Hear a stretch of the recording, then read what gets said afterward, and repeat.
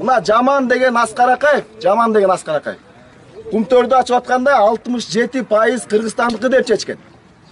Азыр акылдуу деген Атамбаев жер үйдө 1% Кыргызстандыкы жок. 1%. Башкарууда дагы бир кыргыз жок. Жер үйдө азыр Россияга сатып атат. Россия эмес. Россиянын бир гражданини Чечен Муса Бажаев деген бир бизнесмен. Бабанов айтып атпайбы, мен досумду алып келдим, акчасы көп анын тигинде мындай ток бала депчи. Мен да ток баламын деп. Ток эмес, алар араны ачылып калган балдар. Араны ачылган адамды тойгуза албайсың. Миллиард бер, тойбойт. Мына кара буран балдар айтып атат. Кара буран үстүндөгү кенди казакка ташып атпайбы? Балыктар өлүп калды деп атат. Чаңын эле. Ал жерде сианит жок. Элестеткиле сианит келгенде эмне кандай болот? Мына кече эле Сарууга барып келдик.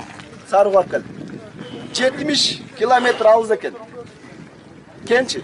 Анан тоң менен кетет экен. Бирок ошол жердеги чаңы жардырып атканда өстөрүм жана суусуна түштүр чаң эле. 20 жыл өлүп калды деп атат суун ичкенде.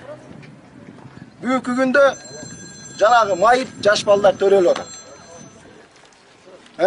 Алар болсо мына жайыттардын бүттүгүнөн айрылып атат. Ал жер мертвый зона болот. Ал жердеги суу нарындын суусуна түшүп атканы далилденип атат. Биздин өзүбүздүн экологдор сууда сианит бар деп чыгарып атат. Көрдүңүздөрбү? Мамлекеттик экологдор айтып атат.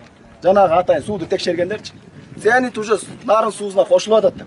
Эми 1000 тонна бар кумтөрдү ушулар чече албай келатты 5 жылдан бери, да? Уурдап суурдап. Эми 100 тоннасы бар. Ушул жер үйдөн бизди жырга төрөбү. 1% Кыргызстандыкы жок болсо, бардыгы бир кишиге же башкарууда бир киши жок болсо Кыргызстанда. Өздөрү билет да. Бердин бардыгы мында курчап алып туруп, эртесин баарыбыз ошого кошомо туруп чуркашат. Ошол эле жанагы чеченге же орустан. Табиятты талкалап, бизнес жазааныңар токтот кылат атабыз. Мына Өмүрбек Бабанов айтып атпайбы, мына 100 миллионго сат.